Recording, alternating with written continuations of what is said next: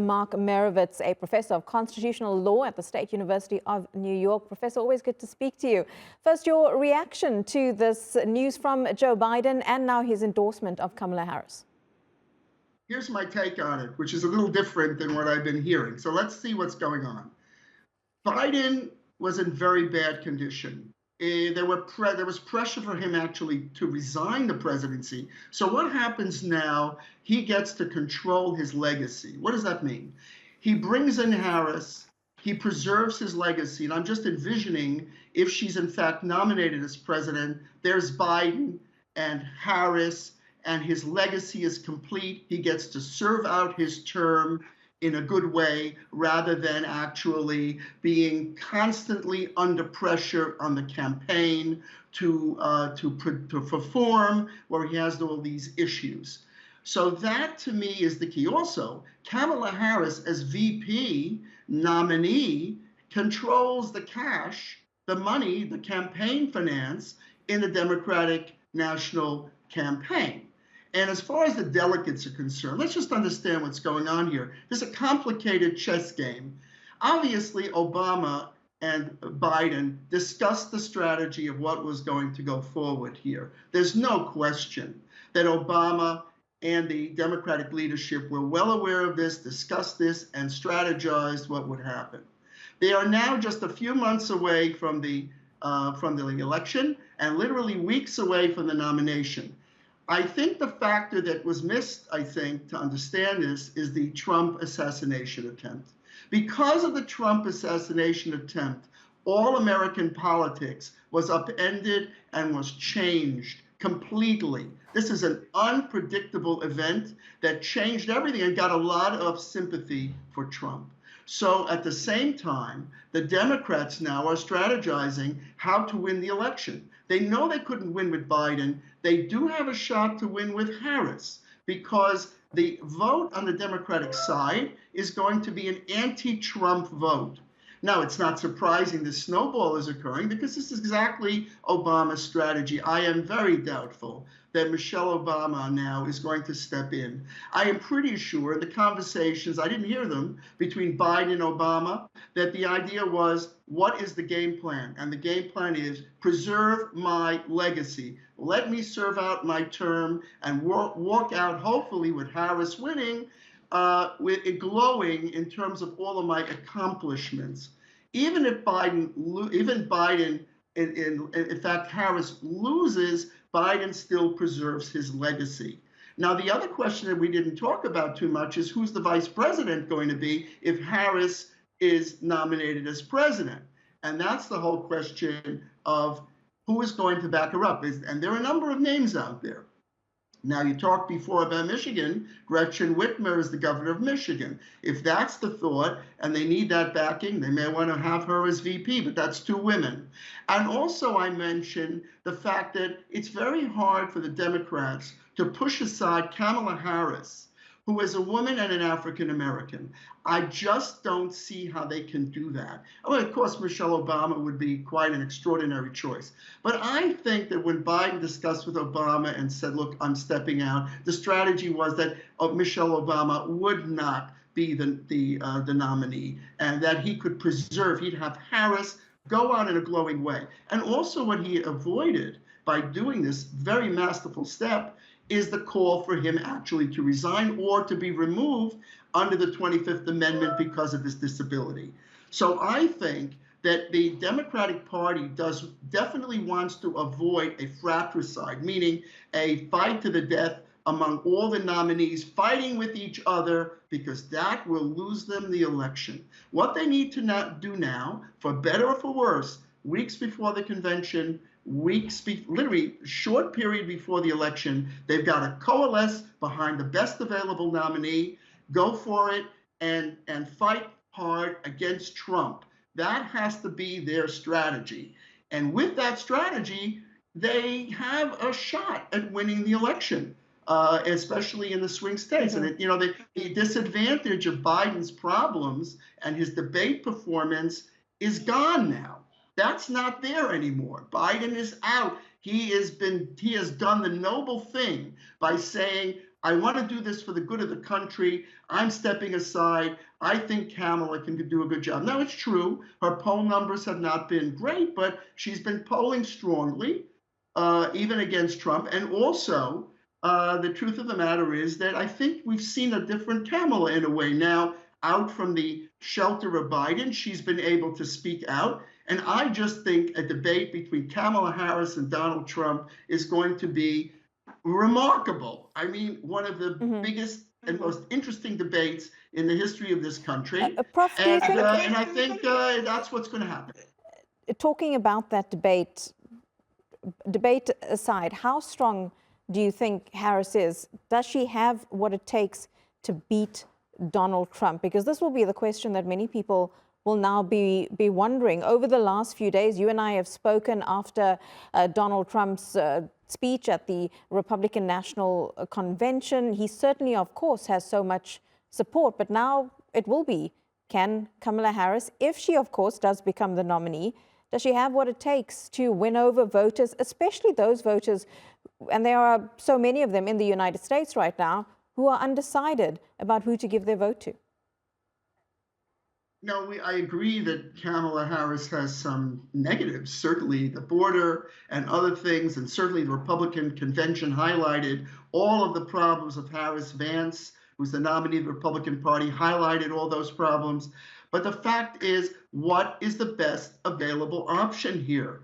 Look, again, we're in a timing crisis. Look, Biden should have done this long ago. Biden shouldn't really have run for office. Biden should have said, I'm not going to run and I'm going to let someone else come in. But he didn't do that. And then he was stubborn also in terms of, stepping aside. But at this juncture in time, the Democrats have an inflection point. They really do. Now, Trump is coming off an assassination attempt, and he's coming off a very strong Republican convention.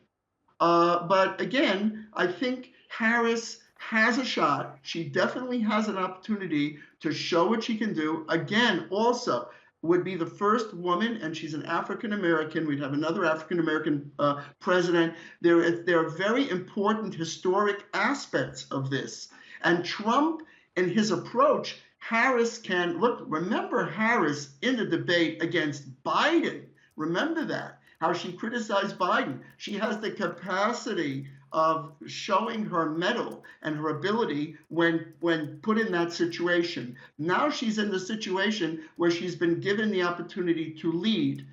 The best option is Harris, in a sense. If they're going to say, okay, let's now have a blitz primary and let's have everybody fight with each other to see who the best one is, they're losing valuable time. This is just my idea. I just don't know what Obama was thinking and what he discussed with Biden and Schumer and Pelosi. They've all been in on these discussions, and they're strategizing. Is Gavin Newsom a better option? No, he's a California governor. He's had a lot of problems. Pete Buttigieg, maybe. Gretchen Whitmer, Josh Shapiro, Mark Kelly. These are not in position at this time to walk up to the top of the hill and really hold on to that presidential nomination and fight Trump. Trump will eviscerate them. He will eviscerate them as he's eviscerated every other competitor along the way. The problem is that the opportunity presents itself. She's the best option. She's a sitting vice president. She's the best option. And the question in my mind is, can she rise to the occasion? If the Democrats start fighting with each other, and you also have, as you've mentioned before, protests outside the Democratic convention, and they're not unified, and they're not able to present a unified show. The Republican convention was extraordinarily unified. The Democrats have to be unified and show the unity and come up with their best choice. And I'm sure I'm very sure they're strategizing that right now. Mark Meirowitz, thanks for that. I know you're going to stay with us for a while, but we're going to bring our viewers some reaction now from world leaders to Joe Biden's decision to pull out of this presidential race. The UK Prime Minister Keir Starmer says he respects Biden's decision and is looking forward to working with him during the final months of his presidency. Israel's President Isaac Herzog salutes Biden for his friendship and his steadfast support for the Israeli people. He described him as a true ally of the Jewish people. The Irish Foreign Minister says he heard the news with both sadness and admiration, describing Biden as a biding friend of Ireland. While the Kremlin in Russia says it's monitoring developments in Washington, saying, quote, a lot can change in the meantime. We're going to get more on this when Nick Harper is in Delaware, and that's where Joe Biden is recovering from COVID-19. Nick, some of that international reaction coming in just over the last few hours, a lot of that from U.S. allies, but also those who have strained ties with the United States. The world and its leaders will be watching all of this very closely. Yeah, absolutely. The whole world is now watching this moment and what will play out in the coming months up to that election on November the 5th. Bear in mind that some allies of the United States, and by that I mean Western allies, allies in the Indo-Pacific, have expressed concern privately in recent months about the possibility of Donald Trump returning to the White House. They will now be looking at this and wondering whether Joe Biden's decision to step aside will help the Democrats, whether it will give them more of a fighting chance of winning in November by having Kamala Harris at the top of the ticket, and wondering whether that is enough reassurance for them in the coming months. I mean, it's a turbulent time for the United States, but it's a turbulent time for many of the countries that look to the United States and consider them as an ally. Will they be looking at a Kamala Harris presidency, or will they be looking at another Donald Trump presidency? Lots of reaction, as you mentioned there, from world leaders, plenty of reaction here. Barack Obama describing it as uncharted territory. We've never seen a sitting US president pull out from the race this late in the race ahead of an election in November. Really quite an incredible time. It is certainly an incredible time indeed, and we've had that reaction from Barack Obama. He issued a statement, interestingly not endorsing, though, Kamala Harris. Those who have endorsed her are former President Bill Clinton, former U.S. Secretary of State Hillary Clinton as well. But what happens next now for Joe Biden? He will obviously continue his presidential duties, but how involved will he then be in next month's Democratic National Convention? That's expected to start on the 19th of August. Yeah. That's right, and just to touch on those statements, very interesting, the wording of them, the fact that the Clintons throwing their full support behind Kamala Harris. Barack Obama's statement, though, very carefully worded, saying that he hoped there would be a process from which there would come an outstanding nominee. He, therefore, suggesting that it's much better to have an open process rather than this essential coronation of Kamala Harris. And there are big questions now to be answered about Joe Biden's role going forward. He says that he will remain in office. He will continue to carry out the functions of a president. But what role will he play at the Democratic National Convention in just a few weeks' time? Of course, that would have been the moment when he was the formal nominee of the party going up against Donald Trump in a few months' time in November's election. He would have been giving the headline speech on the Thursday of that week. That, of course, will not happen. Will there even be a speaking role for President Biden? Those are things that the party will now have to contend with. And of course, the nominating process might come down to that week in Chicago that all kicks off on August the 19th. Because if it isn't a case that Kamala Harris is automatically nominated over the next few weeks, we could see an open process, a brokered convention, where we could have more than just Kamala Harris coming forward, throwing her hat in the ring, saying that she wants to become the nominee. There may be other candidates, and the voting would take place at the convention, something that hasn't happened since about 1968. It will be an incredible moment in history, something that hasn't happened for decades. Just also on the function of President Biden over the coming weeks and months, we're already hearing calls from House Republicans, in particular the Speaker of the House, Mike Johnson, who is saying that Joe Biden should resign the presidency now. In a statement, he said, if Biden is not fit to run for president, he should not serve as president. very much putting it back on Biden's age and his mental acuity, and suggesting that Biden should not just end his presidential bid, as he has done, but resign the office of the president now.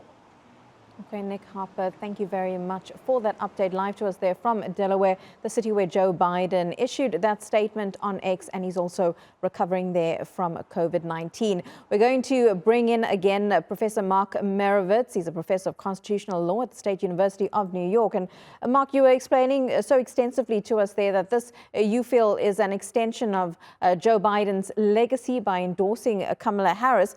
I'm wondering now, as we heard Nick Harper talk about that statement there from Republicans calling on Joe Biden to step down as president, how concerned will Republicans be with this news, and what could their strategy be going forward in order to try and win this election in November?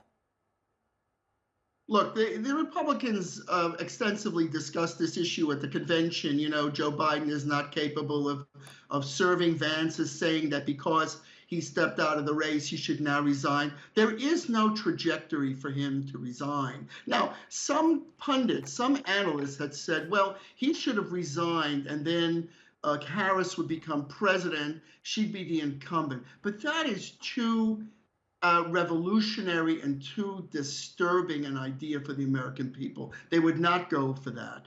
And as far as removing him of the 25th Amendment for disability, no way, because that would require Harris to do it. So that's clearly not in the cards. Right now, what we see is that the deal, if you will, or the strategy is to let Biden serve out his term, get his legacy, do things presidential, but not campaign for president.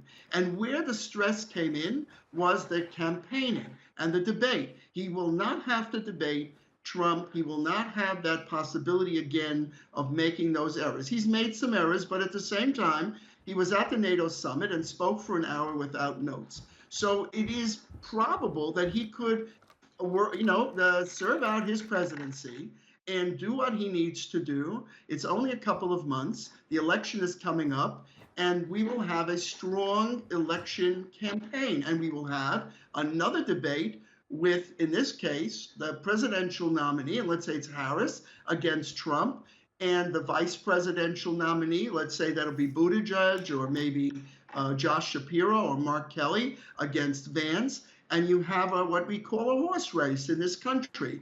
And as I said before, this is all about Biden's legacy. They said to him, I guess Obama, I wasn't there, I wasn't a fly on the wall. You want to serve out the rest of your term. You want to go out in glowing in terms of your legacy, your concern for your country. This is the way you have to do it. If you're going to keep campaigning and make mistakes and go to debate and then have the type of problems you had before, the Democrats are going to come crashing down, and both you and Kamala are going to lose. Here's your chance to salvage a very bad situation. Trump and the Republicans are coming out of the convention unified. They're very strong. But it's their message, their strategy, their Project 2025 that the Democrats are criticizing, and their foreign policy and so forth. Right? Isolationism of the Republicans, right? Staying out of foreign policy, pulling out of Ukraine, right? This is the Republican policy. Well, the Democrats are going to come along and say that's not a valid policy. So there are a lot of very important issues out there that are very debatable. And I think Harris couldn't do it. I'm not advocating for Harris, but I think this was the thinking, the strategy on the part of Obama and Schumer and Pelosi and Jeffries, that they realize that they are on the way down to a loss. They can't win. There'll be completely a landslide by Trump. I think they've stopped that now. They've also allowed Biden, and this was the point they said to Biden, look, you want to serve out your term, you have to do this. You're going to be able, even if Harris loses the presidency, Biden goes out with his legacy intact. If Harris wins the presidency, this will be a glowing, wonderful moment for Biden to bask in the glory of the great decision that he made as president of the United States in the interest of the country, and turn over his legacy to a President Harris. And again, who is President Harris? Vice President Harris. She's a woman and she's African American. We cannot ignore that. And that will be a big uniting factor in a convention which would nominate Harris. Again, I'm assuming that. I'm hoping and thinking that the Democrats don't want to have a fight that's going to be divisive at this point when the Republicans have been so united in their campaign. So I think the strategy here ended up to be the win-win-win-win for them. Whether they win the election, I don't know. But they pulled out the best solution under the very difficult circumstances. And I go back again to Trump assassination attempt, because that changed American politics completely. It changed it completely. And it ended up where we're completely in confusion. We don't know where we are. So the Republicans have their nominee. They've got Trump now. He survived, thank God. They've got Vance. What did the Democrats have? Well, they had Biden, and Biden in the debate. So they had nothing. They were on their way to lose. And they've now, in a way, created and coalesced something that I think is I'm going to call it a deal, because it's obvious that Biden was not going to resign.